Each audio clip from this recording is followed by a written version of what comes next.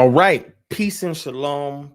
Peace and shalom, family. It's your brother, Divine Prospect, Kingdom Harbinger Ministries. We're back in the building. This is a daytime edition of our Freestyle Friday, which more than likely I'll be doing going forward. I could also do evenings as well. And good news is I'll be able to do evenings a little earlier, so I don't have to do it as late. But I'll probably do that like every other Friday, and I'll do a daytime edition every other Friday as well. That way we can cover people a little earlier and some people later on in the evening. But if there's a consensus on either or, let me know, and I'll go ahead and I'll take care of that for you. Okay. All right. So with that being said, I'm gonna give a couple of shout outs in a second. There's a couple of updates, and then from there we're gonna do a Q&A. What I had intended to do for today, for this Freestyle Friday session, I'm not going to be able to do it, unfortunately. Not in its fullness at that. And that was touching on this conversation that's now going on in our community.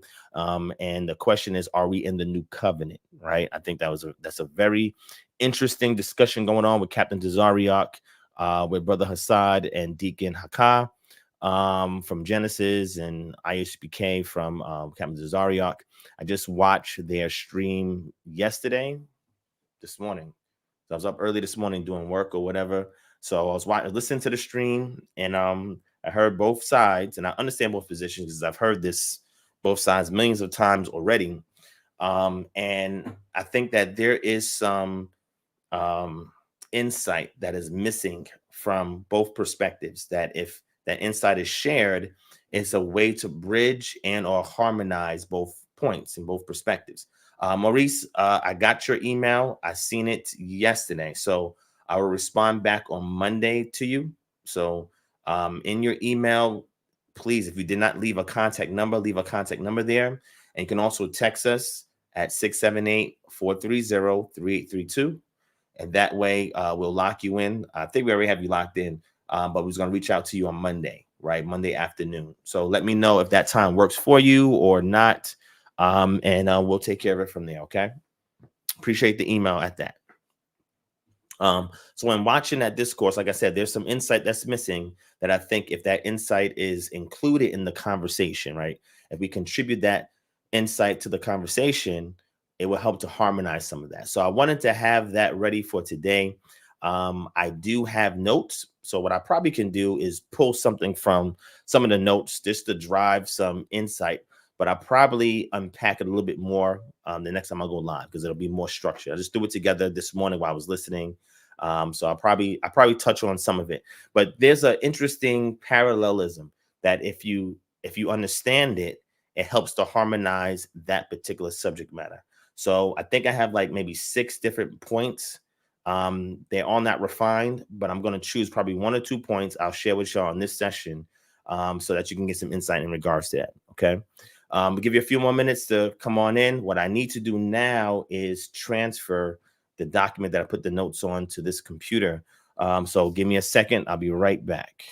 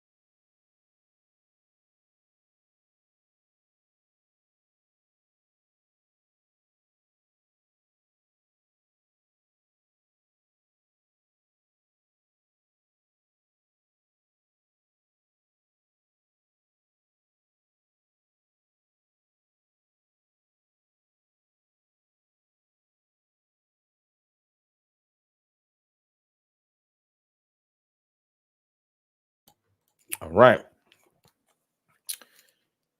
Let's throw this banner open. Let's open this up. All right. And when I structure this, these notes, it'll be available on Patreon. So make sure you guys are signed up for the Patreon, www.patreon.com/DivineProspect. On there, you get an assortment of content that's exclusive to Patreon, books, articles, access to my academic blog, exclusive videos, We also have like courses and stuff like that on there. You know, our KHM holistic research paradigm for Bible study classes is on there. We have language courses for biblical Greek, biblical Aramaic, biblical Hebrew, Syriac we have on there. And I think we have Akkadian. Akkadian is on there too. If you're interested in getting into the languages, I mean, whatever you need is on the Patreon, right? All exclusives are there. I just added 2 new books to the Patreon today. And these books you can't really get anywhere else, right? Or if you do, they're going to be pretty expensive, right? And these are excellent books. So I'm going to show that to you as well on the Patreon. And then I'm going to give a couple of shout outs. So we'll go over these notes. And then if you have any other questions, if we have time, then I'll answer it for you. Okay, so let's go over the Patreon real quick. I'm going to show you the 2 new drops on the Patreon. And this is why you need to sign up, because we have tons of content like this. All right, especially if you're a bibliophile. There's no other place to go in this community but to the Patreon. www.patreon.com/DivineProspect. Okay. All right, so let's go ahead and share that a little bit. So the first thing I got, and I'm laughing because this image is crazy. It looks real crazy. Ignore the image. All right. But this book is excellent. It's called The God of Jesus in Light of Christian Dogma, the Recovery of New Testament Theology. Now, y'all know that my position in regards to the New Testament is that I hold to the Old Syriac Sinaiticus Palimpsest. That is the actual text or the codex that I utilize when dealing with the New Testament. However, for mainstream public purposes, I'll use the Greek, right? That we use currently today for our English translations, right? But my preference is the OSS, and that's only for the Gospels, right? The Synoptic Gospels and the Gospel of John, okay? And the reason for that is because, especially the Gospel of Matthew, it goes back to the 1st century, what academia calls Jewish Christians, or Jews who subscribe to the Messiah, and as Jews, they kept the law. That 1st century group of the Ebionites, the Nazarenes, and the people of the way, okay? They had a distinct theology than what Christians have today, or what developed over time, right? So what this book does is that this book pulls away the Christian dogma and shows you the 1st century New Testament theology from the perspective of those Jews who subscribed to the Messiah. It was looked at as a sect of Judaism before Gentile converts turned it into something completely different. So in this book here, I'll go into here. At a very early stage in church history, influences from the Greco-Roman world forcefully pressed the traditional God of Judaism through a system of pagan philosophy. The theological battles which followed produced serious problems for Christianity, and imperial edicts made accepting philosophical statements about God a matter of life or death. Today, scholars are inviting us to re-examine whether these philosophies play any role in the preaching of the historical Jesus. Could reacquiring the Jewish worldview of the 1st century help us to better understand Jesus' theology in our own time? Could revisiting church history show us where we went wrong?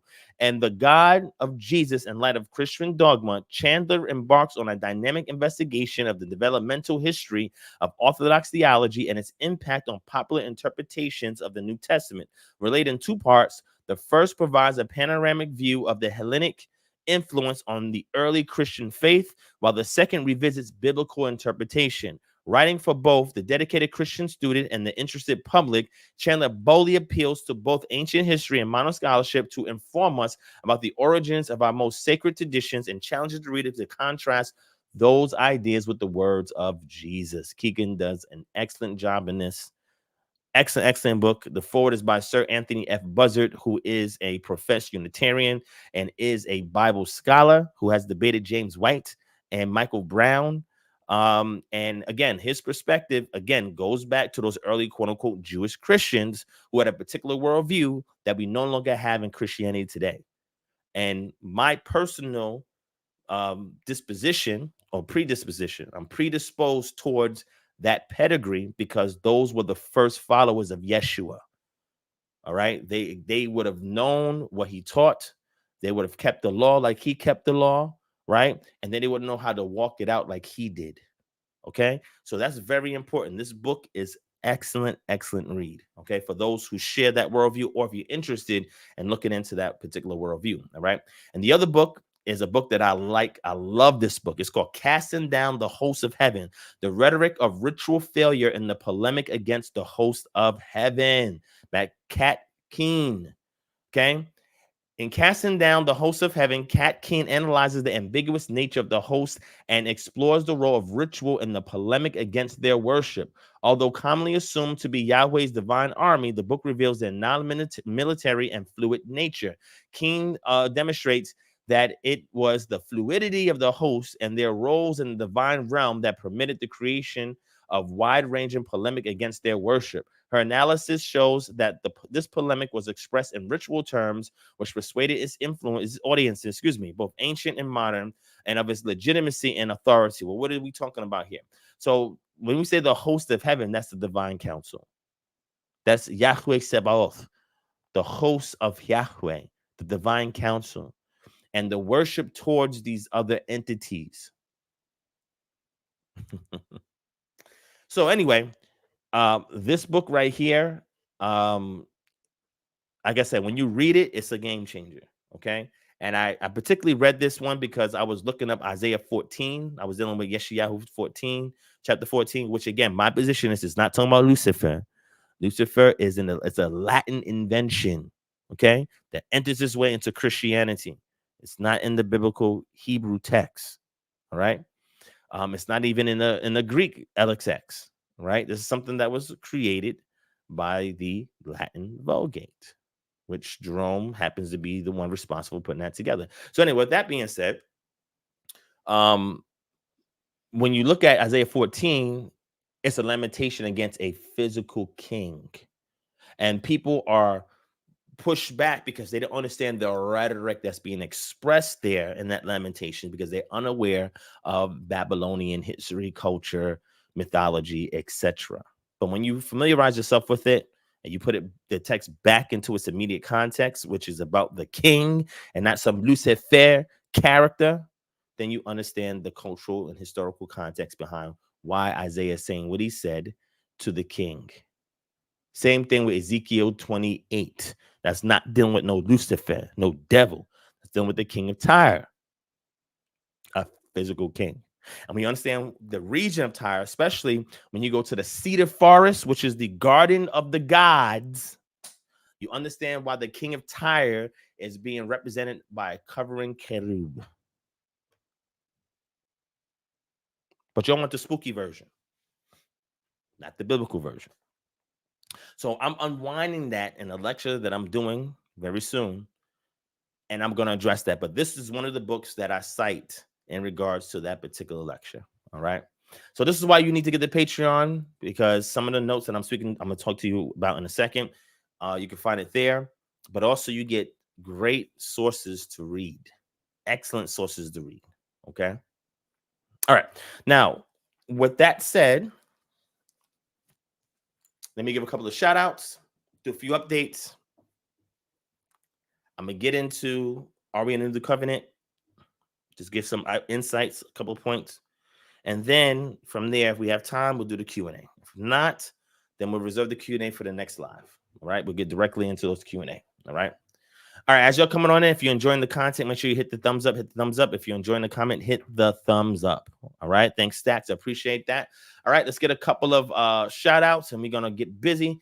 Shalom to Yamran Yah, Ban Yasharala, Sister Ashaya, Yasharala, Shalom, that one servant, Shalom. Emmanuel, Shalom, RNJ, SFIR9, Shalom, Scott Garrett Headley, Shalom, Raphael, Shalom, Maurice Crum, Shalom, Jeremy Harris, Shalom, Talimi the Commando, Shalom King, Yesha Yahoo 84, Shalom, Mr. Jeshuran 144, Shalom, Apothecary Custom, Shalom.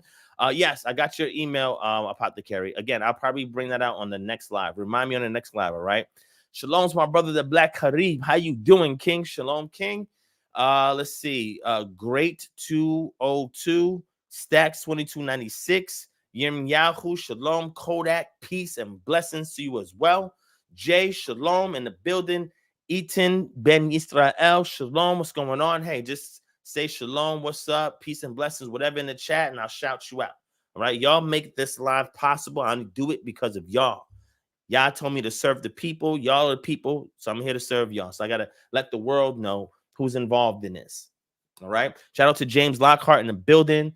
Ayasha, Kwam, Shalom, Karen Gittin, Shalom, sis. Andre Waver, Shalom, King.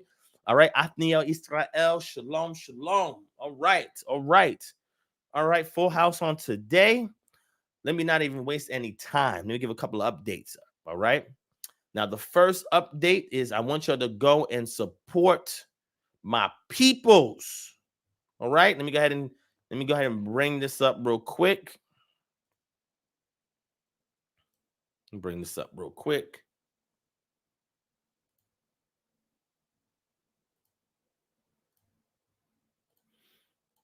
Repent music in the building. All right. This is Repent music, and it's being put on by the Camp BOW. Shout out to my brother Ratazah and that camp. Good brother. That's my brother right there. Shout out to my brother, the tag team duo, Humble Chef Roy the Chef, and my brother Humble for Yah, Naviel the Servant. They will be performing in California, Wilmington, California, to be exact. This is on November 9th. November 9th, they will be performing 2024 at 8 p.m. All right. If you want to join and be there for this experience, make sure you click this register now button. I'm going to drop the link in the chat for y'all.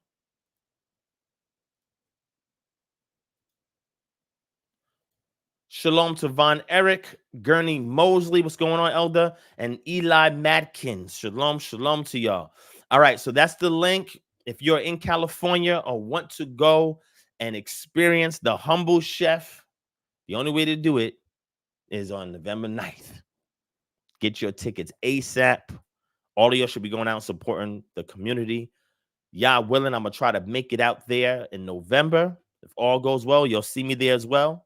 I want to keep that a secret, but I'm telling y'all, I will be in the building, Yah willing. All right. Also, just to get an update, we're trying to do our Houston launch if all goes well. I mean, this has been a crazy hurdle trying to get this Houston chapter off the ground. And the weekend, let me see. We're gonna try to do that in October 25th. That weekend of October 25th, we're trying to be in Houston with the lecture and a chapter launch. I'm trying to have some artists out there. I might even do my stand-up comedy.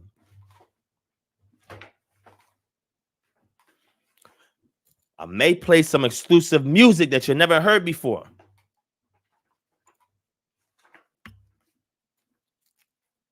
I'm just saying, yo, Stacks, get that over to me ASAP, Aki. All right?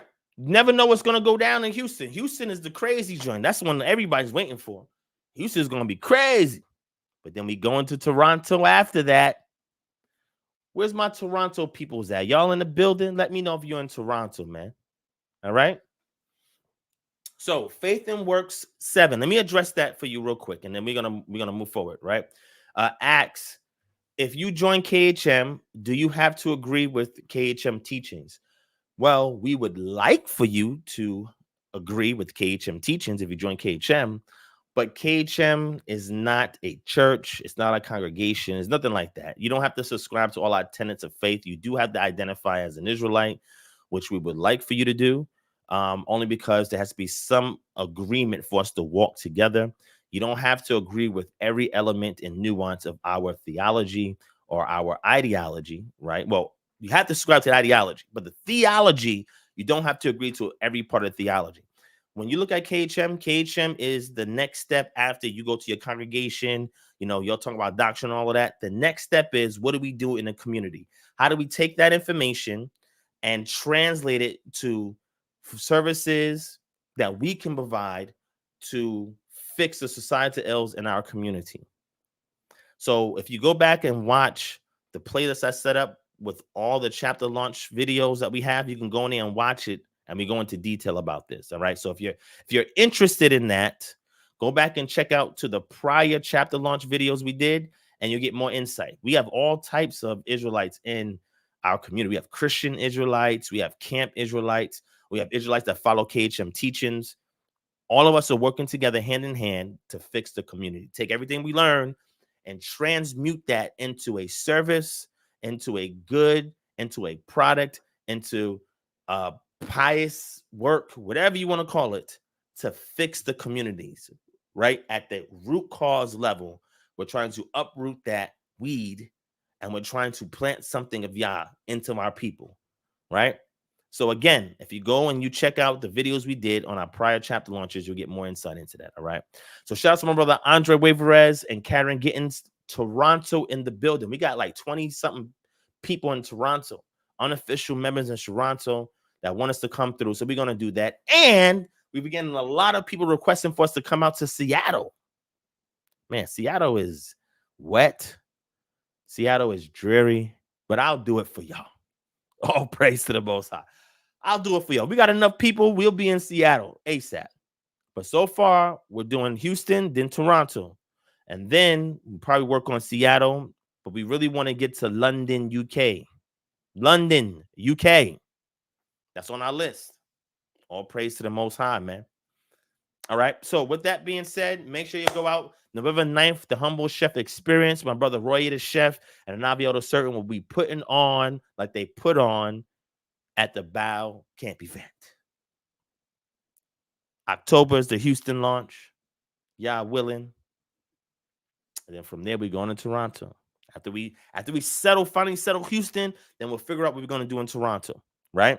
But this Houston joint, we're trying to make it big because it's been almost 2 years since we had a chapter launch. I think the last chapter launch was in 2022, if I'm not mistaken. So we're trying to do it big as we revamp things and get back into the community again. All praise to the Most High. All right, so I want to share that. And then lastly, I would like your support because on this personal matter, right? I have my daughters in dance class. So they're learning ballet, they're learning tap. And the school that they're going to wants us to get 20 donors to donate towards the school's fundraiser for supplies and other things that the kids are going to need there. This is a Black-owned business.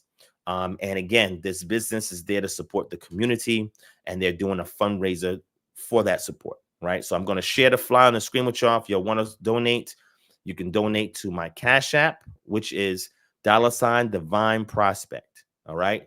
Donate to my Cash App for this fundraiser, and the funds are going to go to the school, and then your name will be added to the t-shirts that they use there, giving you credit for your donation and everything that comes forth from that donation, okay? So I'm going to go ahead and share that flyer with y'all. If you want to support, again, I will be grateful for it. If not, share it around to other people if they want to support a Black-owned business that's helping expose our kids to the arts of dance in the community. This is the best way that you can actually help get the word out there for it. All right. So let me go ahead and share that real quick. And then from there, we're gonna jump all in. Jump all in. All right. Let's see.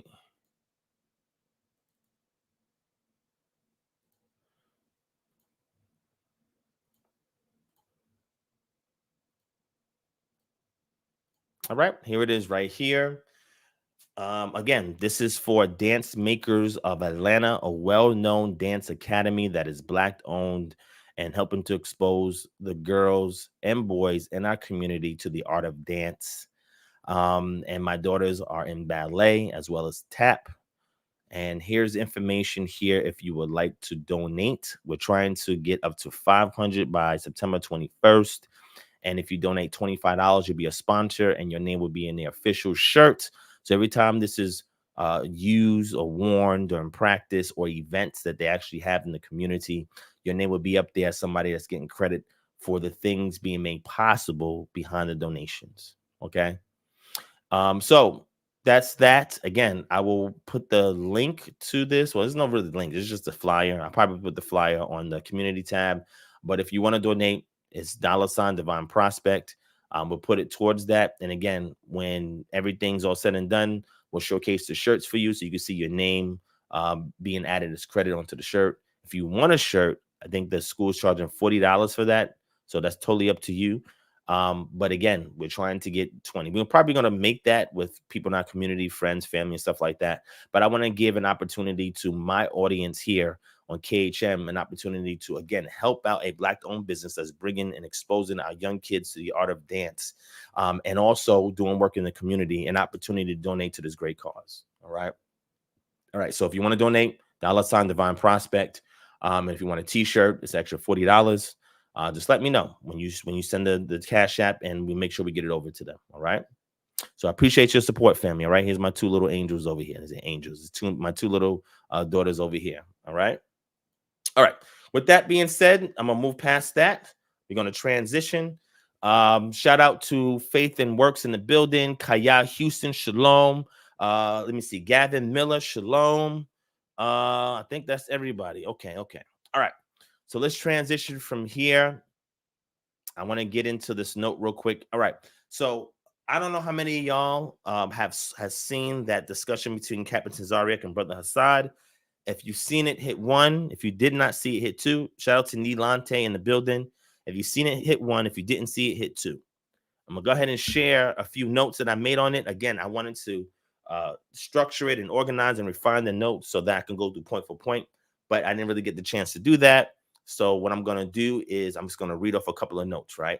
I'm gonna tell you what their both positions are. I'm gonna be very brief on it because you need to hear it from them in detail, right? So I don't create a straw man for either or, but I'm gonna give you the summary of their positions, and then I'm gonna tell you a little bit about my insight, right?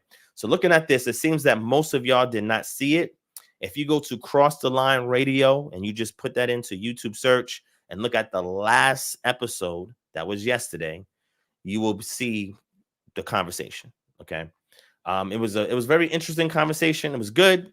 And the brothers kept it cordial. Even though they got passionate at times, they kept it cordial. There was no name calling, no ad hominems, no disrespect. And that's what I appreciated about it. Okay. Brothers even made amends towards the end in regards to the back and forth. All right. So with that being said, I'm going to share a little bit with you in regards to my notes. I'm not here to say that either side is right or wrong. I'm just here to give you some insight and some perspective, and y'all could do with it as you will. Shout out to Danielle Ben Kohanim. Shalom. All right. Let's say Lack. Shalom. What happens to the descendants of slave masters who raped Hebrew women? You said what happens to them? I don't know. Y'all has to judge them. I don't know. Descendants, I don't know. They're a result of that tragedy of rape, which a lot of, not all, but a lot of African Americans, their ancestors have experienced. So you saying what happens to the descendants? I don't know. That's up to Yah. If they want to cleave to Yah, they have an opportunity to cleave to Yah. You know what I'm saying? In regards to, are they still Hebrew? If they choose that side, yeah. Leviticus chapter 24. I went into this before. You know what I'm saying? Shout out to Feed the Spirit in the building. Shalom. So that's a very interesting question. Again, I've addressed that on here several times. And according to Leviticus 24, if they choose to identify with the Israelitish woman, then they can be considered ethnic Israel. So that's their choice. The unfortunate thing about today, we don't have access to the land and we don't have real estate in the land. When we had real estate in the land, everything goes according to Numbers chapter 1, verse 18, where the progeny of the male, his sons, their names are counted because they become the head of household over the portions that are given to them in the land. We're not in the land no more. We don't have any access to any of that. And that won't happen again until Yah restores us into the land. So right now, in regards to progeny, you have contributions from the mother and the father. But in regards to the head of household, that will always be from the male's lineage. Okay. So hopefully that answers your question. I don't want to derail too much off of that. Let me get into these notes that I have right here. And let's get into this conversation. Okay. Now, I taught some of this before, but I'm going to reiterate it again so people can understand what my position is and how, when you see and understand my position, it starts to bring to light some of the things that are nuanced and missing from this conversation. Okay. The first thing is, the question is, are we in the new covenant? Right. So what I'm going to do is I'm going to show you some notes. I'm going to show you some notes. Oh, I got some errors in here and everything. I still got to fix this thing. That's crazy. I might put in an academic blog too on Patreon so you can see everything. But I'm going to give you these rough notes. There's some errors in here because I was just rushing typing it, but I'm going to share it on the screen so y'all can see it. All right.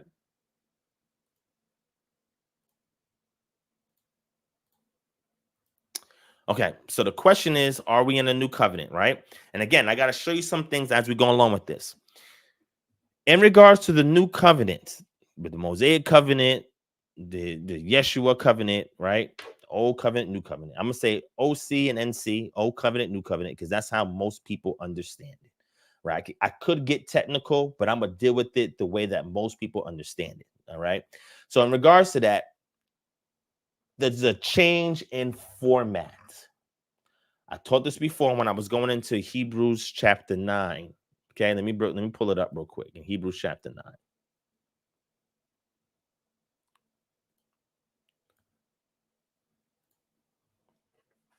In Hebrews chapter 9, we have the juxtaposition between the old covenant or the first covenant and the new covenant.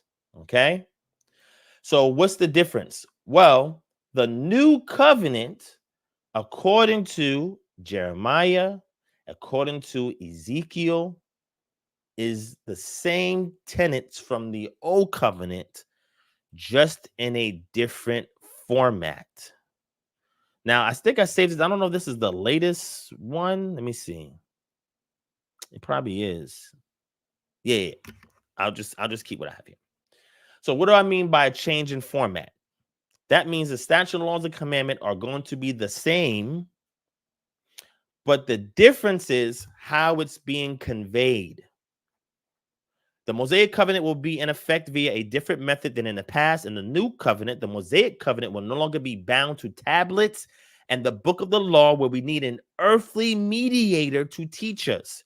It will be written on our hearts, and we will be taught by the Spirit.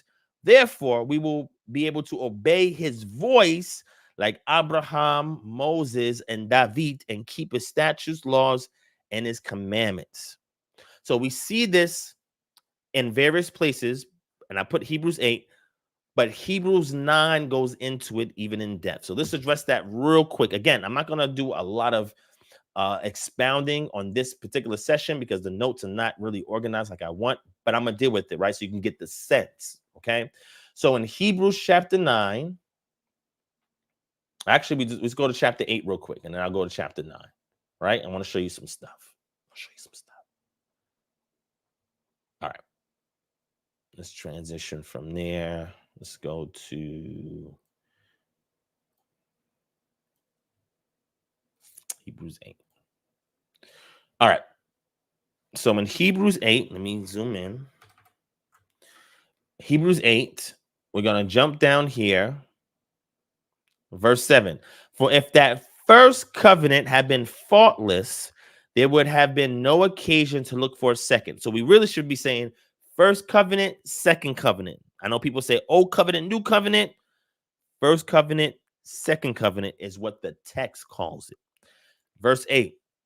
For he finds fault with them when he says, behold, the days are coming, declares the Lord, when I will establish a new covenant with the house of Israel and with the house of Judah, not like the covenant that I made with their fathers on the day when I took them by the hand to bring them out of the land of Egypt.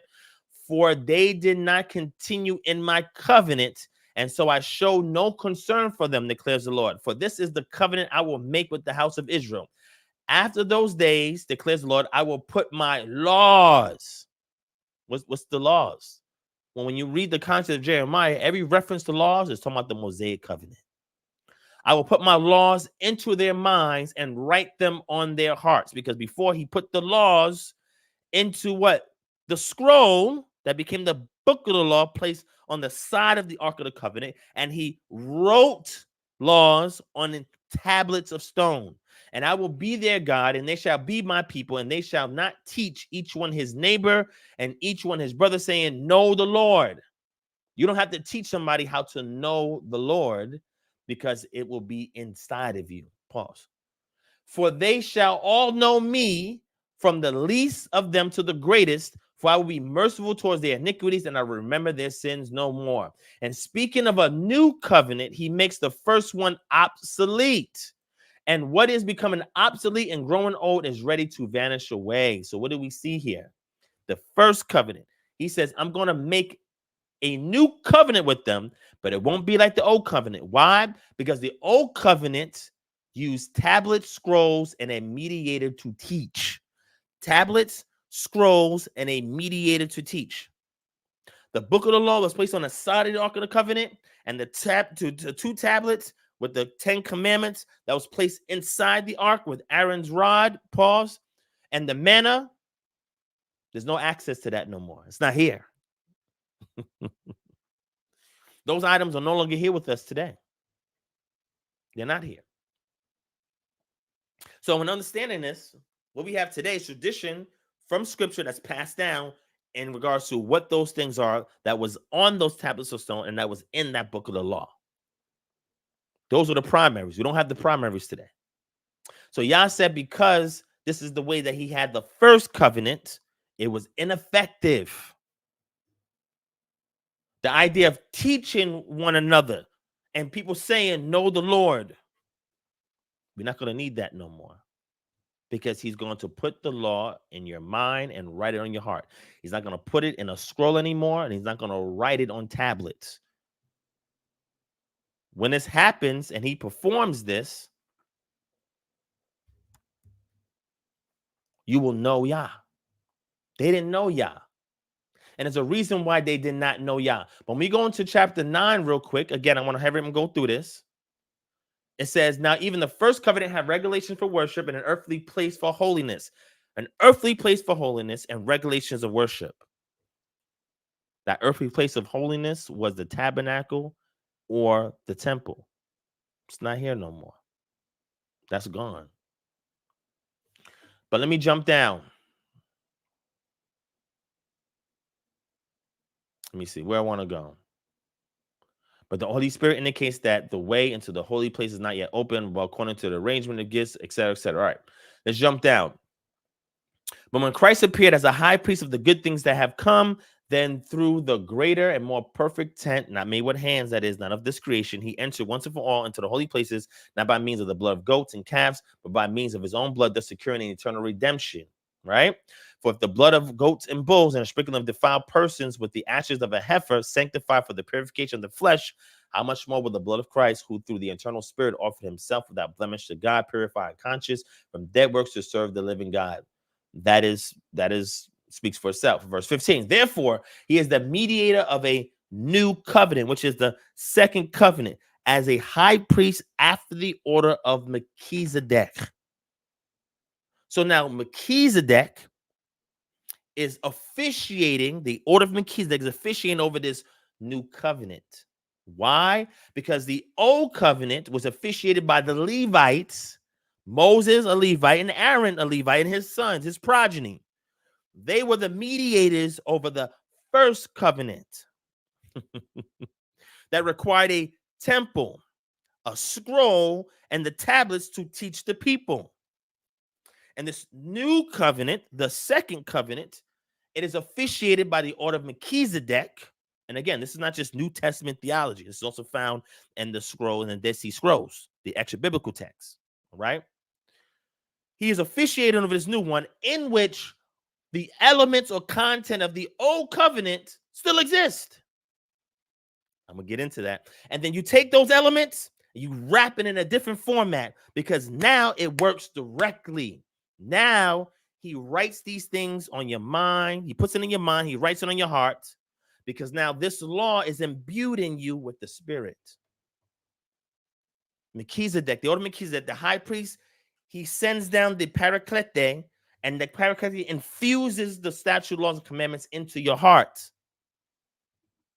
It's a different format where now you can hear and obey his voice to keep a statute, charge, and commandments. Because when Melchizedek met Abraham, after their encounter, Yah told Abraham, walk uprightly before me and be ye perfect. Why? Because now he has been given the statute, laws, and commandments that we'll see later on after the passing of Abraham, that he told Isaac, Abraham obeyed my voice. You see that? There was no mediator. All they had was the high priest of Melchizedek officiate over the blessing that was conferred on Abraham. Then the mediator moved out the way so that Abraham can hear directly from Yah and keep his statute, his laws, his commandments, and his charges. Now this new covenant, because now it's officiated by a new high priest after the order of Melchizedek, now is using the Spirit to imbue the law that was written on tablets and a scroll into our hearts, write them on our minds, put them in my minds, write it in my heart, write it in my heart, put it on my mind. So now the Spirit allows me that access to hear from Yah so I can obey his voice. Now, the issue with the first covenant is that the people did not want to hear the voice of Yah. They were fearful because of their sins. Yah said the reason why Yah is dealing with you in this way is so that your sin may be exposed and he can deal with you in righteousness. The people was afraid and said, no, we want a mediator, a manly mediator between us and the Yah. We don't want to get to him directly. That's the difference. The first covenant, you had to be taught the law from the scroll and from the tablets of stone. With a mediator, the new covenant, you're given the Spirit, so you don't need the tablets of stone. You don't need the scroll. That's written on your heart. And once it's written on your heart, now your heart is open to receive the voice of Yah, and you can be obedient to those things because now it's being officiated by a priesthood that is greater than the Levitical priesthood, who was the initial mediator. Moses was a Levite. Aaron and his sons were Levites. And they required the tabernacle and then later on the temple to perform their duties. That stuff is gone. Right? So that in a nutshell is the first part, the change in format. The first covenant that you'll call the old covenant was dispensed via the tablets and the scroll with the mediator Moses and his brother Aaron and his progeny. The people did not want to hear the voice of Yah. And they rejected it in Exodus 20. I don't know if I'm getting into the rest of that, but let's deal with part 2, the change in locative condition from wilderness to exile. So here's the thing. This new covenant, when you read the entire book of Hebrews, it tells you that we're in this second covenant, but we're not in it fully. And that's the problem. People say, well, how could you not be in it fully? I'm going to explain to you how you're in the new covenant, but not in it fully. Is the new covenant here fully realized? Of course not. There's still things to come. People hear that and say, whoa, if there's still things to come, then how are we in the new covenant? I'm going to challenge that. Let me show you. From wilderness to exile, we are currently in the new covenant exile the same way Israel was in the old covenant in the wilderness. Wait. Hold on. I'm about to drop some gems, some nuggets. This epiphany came to me years ago, and I had to remember in order to put these notes down. Let me give you that work. Let me show you how this works. Oh, you're not even seeing the notes. Oh, this is crazy. What is going on? Hold on. I thought y'all was seeing the notes. Y'all not even seeing the notes. There we go. Change in format, change in locative condition. From wilderness to exile, we are currently in the new covenant in exile, the same way Israel was in the old covenant wilderness. They were expected to keep the law, even though they could not keep it in totality until they entered into the land. You see that? Hey, let's get this. When Yah gave Moses the law of the Shabbat in Exodus 16, the people were expected to keep it.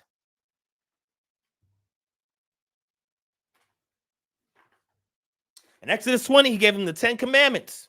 And then later on, he gave them the rest of the statute, laws, and commandments, and they were expected to keep it in the wilderness. A great example of that is Exodus chapter 12. He gave them the Passover, which was an actual event that then became memorialized. And they had to keep the Passover, even though the regulations in Deuteronomy says the Passover was supposed to be kept in the place where he places his name. That's where the sacrifice goes. But in Exodus 12, it says that you can keep the Passover in your personal quarters. Why? Because that was sufficient until they got into the land. But the question is, were they breaking Passover according to Deuteronomy chapter 16? Because it has some specific regulations in there that they were not doing in exile. Oh, excuse me, in the wilderness, because we're in exile. So we're gonna kind of juxtapose that. So the thing is this: Why were they expected to keep the whole law while they were in the wilderness, even though there was parts of the law they could not do because they was not in the land yet? But yet they were still in that old covenant, right? That first covenant. They were in the first covenant. They were in the wilderness, not in the land, but yet they was told to keep all the statutes, laws, and commandments, all of them, because otherwise you're going to get blessings and curses. Guess what? Most of those blessings and curses are tied to you keeping the statutes and commandments in the land. But yet when they was outside the land, they were still expected to keep these things. How so? Were they in the old covenant in the wilderness or not? Of course they was, but they had to wait 40 years before they can go into the land of milk and honey, the kingdom that they were given. They had to wait, but they had to keep what they were given in the interim until they made it into the land. Somebody's going to get this. I'm sure somebody's going to get this. Let me slow it down, show you a little bit.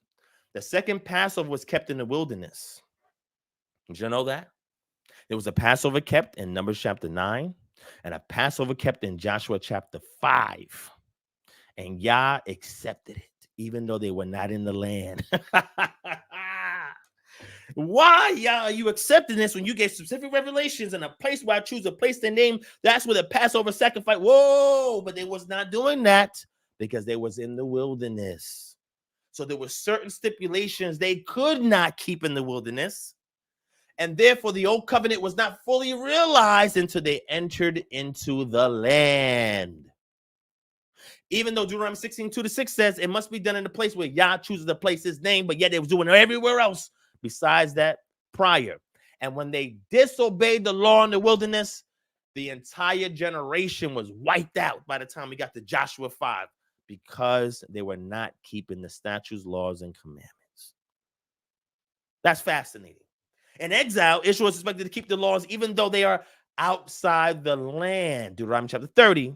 And the new covenant, the land will be purged of idols. Israel will inherit the land. They will keep the laws written in their hearts, and Yah shall be their God. So here's the thing. If we're in the second covenant now, you can justify that because when it was in the first covenant, it started first for 40 years in the wilderness. They had to keep those statutes, laws, and commandments in the wilderness. So the new covenant that we are getting now that's been imparted with us has been initiated, and we still have to keep everything like they did, but our wilderness is exile. Our wilderness is our captivity. Until Yah brings the Son of Man, and in the first covenant, Tanakh, he brought Joshua. The second covenant, he brought another Joshua. He brought two Yeshuas. One Yeshua was to prepare them to get into the land and get the and keep the rest of those statutes, those charges, those commandments. And then now us, we got a second Yeshua that's doing the same thing, prepping us with the Ruach, so the laws can be written in our minds and our hearts, and so that we can be upright and refrain from sin, so we can learn the kingdom etiquette before we can realize the latter half of that new covenant. Woo! Hey, look at this.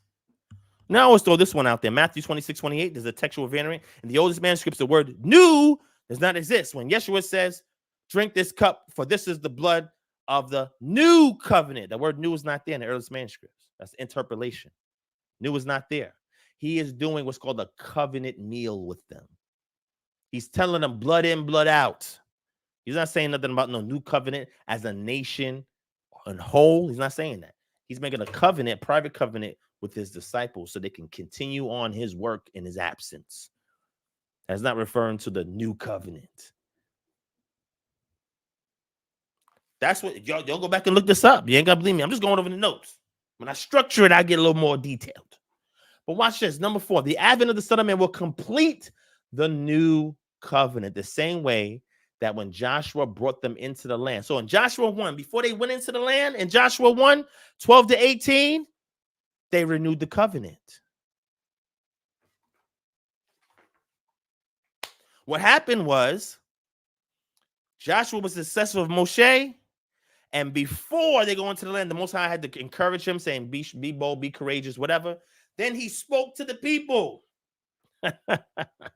He spoke to them and said, look, matter of fact, let's read that. Let's read that. Hold on. Let's read that. Just give me, this is a few notes. I'm just giving it to you, right? Let's go to Joshua chapter 1. I'm going to show you this because they were still in the wilderness in Joshua chapter 1. They did not go into the land yet until Joshua chapter 6, I believe, if I'm not mistaken, right? Let's take a look at this, right? In Joshua chapter 1,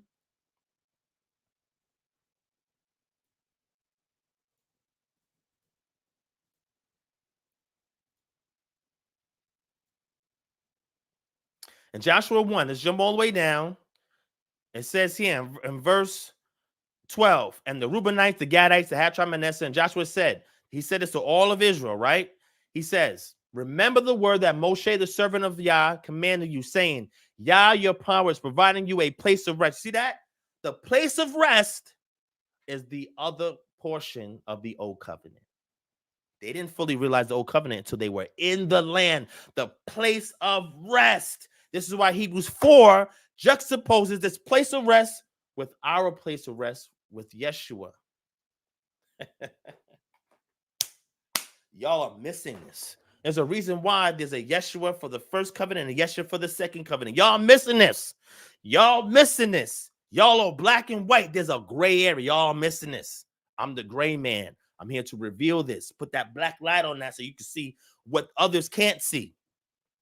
There's a Yeshua that's going to fulfill the latter half of the first covenant, and a Yeshua that's going to fulfill, he initiated and fulfilled the latter half of the second covenant. So now he says this. He says, your wives, your little ones, and your livestock shall remain in the land that Moses gave you beyond the Jordan, but all the men of valor among you shall pass over armed before your brothers and shall help them until the Lord gives rest to your brothers as he has to you. And they also take possession of the land. That was part of the first covenant. They had to take possession of the land that Yah, your power, is giving you, that you shall return to the land of your possession and shall possess it, the land that Moses, the servant of Yah, gave you beyond the Jordan towards the sunrise. This was part of the first covenant. And then answered Yahshua. And what did they say? All that you have commanded us, we will do. And wherever you send us, we will go. Just as we obeyed Moses in all things, so we will obey you. Only may the Lord your God be with you as he was with Moses. Whoever rebels against your commandment and disobeys your words, like Achan or Achan, whatever you commanded him shall be put to death. Only be strong and courageous. The covenant is renewed. And if we go to Joshua chapter 5, it indicates to us that previous generation where Moses was all dead.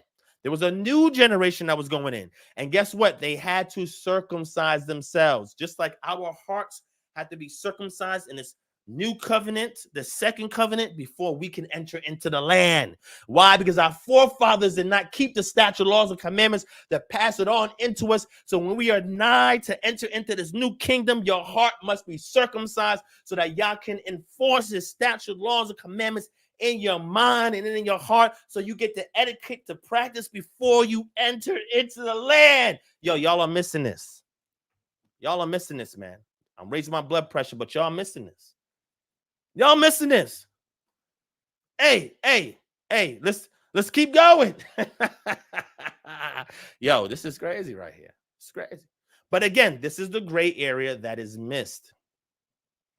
So they had to circumcise themselves because their prior generations, when we talk about the sins of our forefathers, oh, we in this captivity because the forefathers did not keep the statute, laws, commandments. You're right. But guess what? That's no excuse.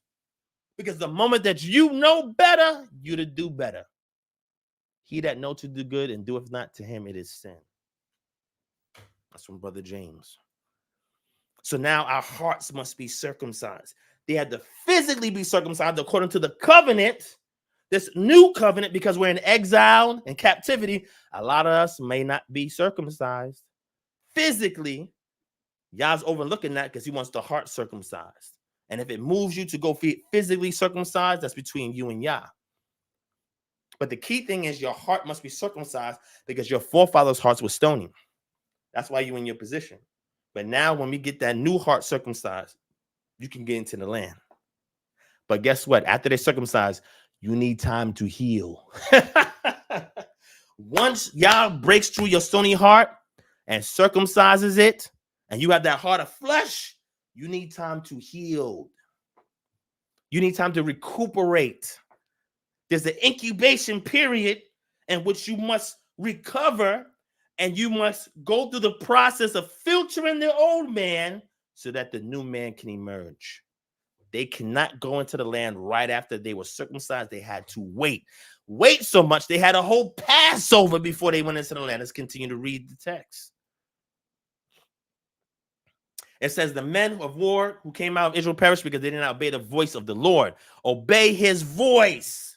Again, with the new covenant, that is the only way you could get in by obeying his voice. In the old covenant, they also had to obey a voice, but they needed it through a mediator.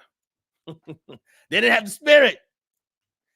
Y'all had to take the spirit off of Moshe, who had the spirit, and place it on 72 other elders.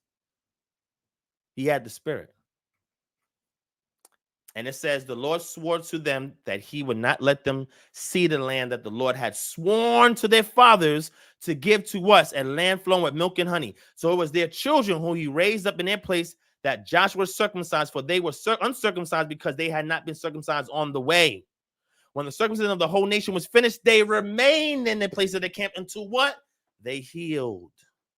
A lot of y'all looking for the kingdom today, but y'all have not been healed after Yah has circumcised you.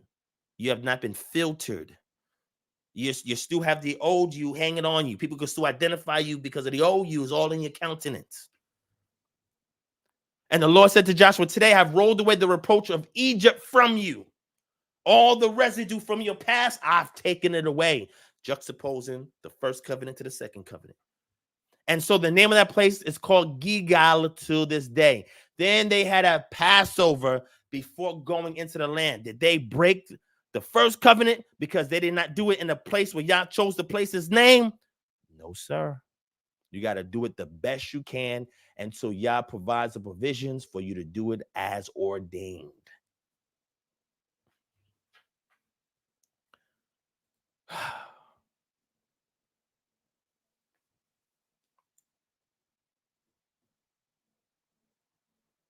Okay. I mean, I could keep going. I don't know if y'all feeling this. Let me know. Just hit 1 if y'all are right with this. Hit 2 if you want me to shut up and take questions and go somewhere else. I'm just trying to show y'all some stuff. Just trying to show y'all some stuff. Just a little bit of things here and there.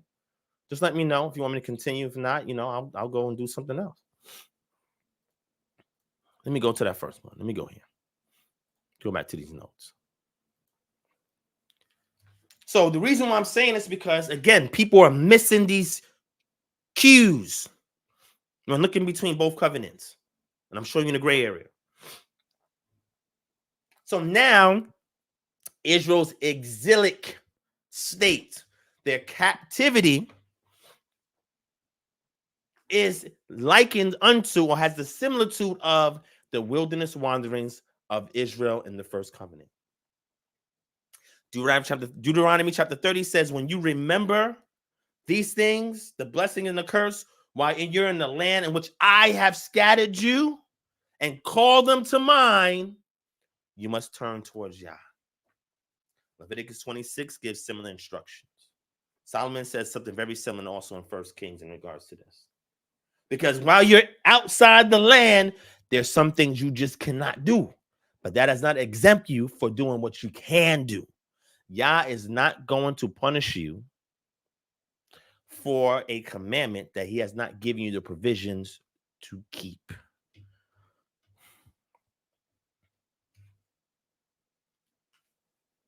So going into this, he will bring Israel into the wilderness, like we get in Hosea chapter 2, so he can allure her back, sway her back. That wilderness can be physical if you want to think about it in your mindset, or it could be now. Because in the wilderness, you ain't got a home. You're a Bedouin. You're going from place to place, pasture to pasture. That's what we're doing now, because we're not in that land that Yah had intended for us to be because of disobedience. So now in this stage, he's trying to lure us. He's trying to call us back to him. And when he does that, he's going to renew the covenant with us. Joshua chapter 1, verse 12 to 18 was for the first covenant, new covenant. Ezekiel chapter 16, verses 59 to 63. Then he's going to purge the rebels after the covenant is renewed. Numbers chapter 14, 20 to 38. That whole generation that was with Joshua and Caleb, they died out in the wilderness. And in the new covenant, the second one, Ezekiel 20, 33 to 38. He's going to purge the rebels from that new covenant. He's going to have the marriage supper because now we're the bride. That's why he's luring us. He's in that engagement phase. But then now he's like, okay, now we're going to really consummate this marriage. The marriage supper, Revelation 19 and 9. Then he's going to cleanse the land, Revelation 19, 11, 21. We also had that in Ezekiel 11 to 17 to 18, Ezekiel 26. When he cleanses the land of all the idols, then he's going to reestablish us in the land. The same way that the husbandman, once he pays the dowry, he's engaged to the woman. Then he has to go back and prepare his chamber so that now when he goes and he has that feast, he can consummate the marriage. Then he takes that woman and brings her back to his chambers. But before he can, he has to prepare his house to receive the bride. That's why Yeshua said, there's many mansions in my Father's house. I go there to prepare a place for you. Deuteronomy 33 to 5, where he talks about reestablish them in the land from the old covenant. The new covenant, Ezekiel 11, 17, 18, we talk about he's going to do that portion. So we are now in that exilic captive state, likening unto the wilderness wanderings, where now he's trying to lure us back to him. Bring into our remembrance the things that our forefathers have not done for us, that we now have to take the burden on. That's why Nehemiah and others, when they saw the peril of their people, they prayed for Yah to forgive the sins of their ancestors, because that is how they got into their predicament. You're not praying for your ancestors. And you wonder why you can't beat certain things, why Yah is visiting the third and fourth generation, because y'all ain't doing nothing about it. In my family, the prior 2 generations had cancer and died. What am I going to do? Throw my hands up and say, all right, I guess I'm next. Nah, Ninja, this is 2024. I got enough information so I can beat cancer if I get it or avoid it altogether. I will not pass that burden down to my children. I'm just talking real life stuff, man. People don't know how to look at the elements of the first covenant, the elements of the second covenant. You can one-to-one map one to the other, one domain of the first covenant to the second domain to the second domain of the second covenant, and be able to see these parallels. And on another point came up, and it was like, oh, in the second covenant, we're not going to sin. And I wholly agree with that. But that's in the latter portion where we're back in the land. In the interim, you know what 1 John 3:9 says? Whoever has the seed of God does not sin. You're expected to practice that etiquette today. Some people got to that level of perfection, teleos, which just literally means maturity. We see that in Hebrews chapter 5, where you can discern good from evil, and you can eat meat because your teeth are here, your spiritual teeth is here, so you can consume meat. But the author of Hebrews says, but most of y'all are still on milk and have one to teach you. Remember that word? One to teach you of things that are rudimentary that you should already know, because the Spirit should have written it in your hearts and put it in your minds. So what we're doing now is practicing the etiquette. What was expected to them in the book of Exodus was to practice the etiquette and filter and purge themselves, so when they go into the land, they're bringing righteousness with them. That old covenant, they was given a shot, didn't work. This new one, it's going to be a little different, but it's still paralleling with the old one. That's why the terms like Egypt still comes up. Wilderness still comes up. These are terms that they're using to parallel or create what's called a typology, where the archetype was there, didn't work. So now the later type is designed so it had fail-proof, as measures in place so it does not fail. So what you have to do now in this initial stages of the second covenant that was mediated through the blood of Yeshua, where he is now after the order of Melchizedek, and he's trying to turn us into kings and priests, is to perform the parts of the new covenant while we're here in our wilderness or exile. And this will determine if you make it into the land or not, which is the ultimate fulfillment, which teleos means the ultimate fulfillment of what you are to receive in the second covenant, which was the same thing. That rest that he was for mentions, that rest was offered to them, but they were disobedient because even when they went into the land, they still went after other gods. The Malach Yahweh told them this in Judges chapter 2. So now in this new covenant, and it's not going to fail like the old covenant. Yah said, look, I gave them an opportunity then, but now this opportunity, I'm going to put a little bit more measures in place so we can refine and clean up this process. So the real reward going to those who's really going to be obedient and endure to the end, the same shall be saved. Hallelujah. So I'm going to end it right there for now. I'm up on time. My family's here, so I got to slide on out. But I want to come on here to address that a little bit and bring some insight from some rough notes that I made this morning, like 4 a.m, while I was working at the same time, that I wanted to share with y'all. That's not refined, but I'm going to structure and order it, and I'm going to do a whole post on my Patreon. So make sure you sign up to www.patreon.com/DivineProspect to get those 2 books I mentioned earlier and to see these notes in full. Because I'm pointing out the things that in these conversations, these elements are missing. This is the gray area. I'm the gray man, and that's why I operate at. Gray man is a real term, too. And I do operate as a gray man, but that's neither here nor there. We have to deal in the grace sometimes. That's where your grace and your mercy is at. All praise to the Most High Yah. That's his character that we can't change. No matter what we do, we can't change his character. And he's going to show mercy who chooses to show mercy to. So Yah is a respecter of persons. But he does not want you to be a respected person. Well, how can he be a respected person? But I can't be. Every time he talks about the respected persons in Torah, it's towards those who are oppressed, impoverished, the widows, and the stranger. You cannot show any difference between those. When Yah judges, he doesn't care what the outward appearance is. He deals with the heart. So when he decides to show mercy to somebody, it's based on their heart condition. But mankind, we don't do that. So we have to discern. We cannot be a respected person because we truly don't know the heart. Jeremiah chapter 17, verse 9, only Yah knows the heart. We don't. But we have to operate like him. And when he understands your heart condition, if that heart is truly sincere and circumcised, he will make an abode with you, like Yeshua said. Him and his Father. All praises.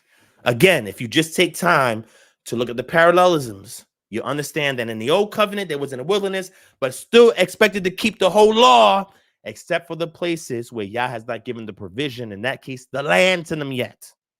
And in this new covenant, the second one, you are expected to keep everything in the new covenant, which is the format of the old, which is the content of the old in a different format with the spirit. Now you can hear the voice and to keep the charge, statute, commandments. And then with that, Yah taught you how to live the life, to learn the etiquette so you can make it into the kingdom. But now your hearts are circumcised. You're in the healing stage. Yah has to filter all of that stuff, purge the rebels to get y'all into that new kingdom. Shout out to We Woke Now. Shout out to my brother, an elder over there. Thank you for your donation and your support. And again, I hope people can get this. Mr. Shemzi, I'm going to put this on the Patreon. Sign up for the Patreon because, YouTube like to take down my videos. I showed you on the last live stream. It will be on the Patreon. I'll put it in the academic blog so you can see all the notes there, and I'll add a little bit more information in regards to that. These are just my notes. Again, I'm not taking a position per se, but I'm saying that you can say that you're in the second covenant if you look at the early stages of the first covenant. In exile, that's our wilderness. So in this stage, when our hearts are circumcised, let's take that time to allow Yah to lure us to him, to allure himself to us, to put that engagement phase in so we can earn that love with him. We can get that relationship with him. We can learn the etiquette to know what to do and what not to do and allow him to lead us and obey his voice without that manly intercessor, without that scroll and without those tablets. He gave us a different format. There's a change in our locative condition. And then also, Yah saying that this is what I'm doing to get engaged with you before the marriage takes place, what that great suffer will be. He only wants to do good for us, just like he wanted to do it in the wilderness, but they still disobeyed. But guess what? The remnant that listened, Caleb, Joshua, he did them good all their lives. So much so that when Caleb got into the land, he got the biggest portion. So you see, he still wants to do good for you. This transatlantic slave trade was terrible. I know a lot of y'all connect that Deuteronomy 20:68. That's not my position, but I know some of y'all still hold that rudimentary position, and that's fine. But he's still meant to do good. You know why? Because even in that disaster, what man meant for evil, Yah meant for good. Joseph had to go through it with his brothers, with the Midianites and the Egyptians. But guess what happened after all of that? He was raised up to the second highest position in Misraim. Yah's doing that with y'all today. All that evil stuff happened to you, and as a result, your ancestors still carried that seed down to you today to be here. And he only means good for you if you obey his voice, keep his statute, laws, and commandments, and he will make a promise on that place of rest when you endure to the end. So you see, he still does mean bad. I mean, good for you, not bad. Excuse me. Just like in Jeremiah, he tells the children of Israel that what are my thoughts that I think towards you? All that stuff had to happen to your ancestors to bring you here today. You ain't got no excuse. So for the good he does for you, you reciprocate it 10 times fold because you don't deserve it. But guess what? He says that you do. All praise to the Most High Yah for his grace and his mercy. I'm going to fall back. There's a lot more I would like to say. I'm going to fall back. I'm going to slow it down. All right.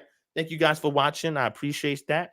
Make sure, again, you go back to the Patreon, subscribe to the Patreon, see the content that we place on there, especially the notes for this particular video if you liked it, especially the new books that we added. I appreciate your support. If there's anything that we can do to serve you as a ministry, email us at kingdomharbinger@gmail.com. Give us some time because we get tons of requests. And I appreciate y'all for listening. Thank you for watching. Make sure you hit that thumbs up button. If you enjoyed the content, hit subscribe if you're brand new. And we'll see you on the next live stream. I appreciate all y'all. Thank you for that. Share it with your friend, with a friend, with a friend. Post this all over social media. And I'll see you guys in the next one. Peace and shalom, family.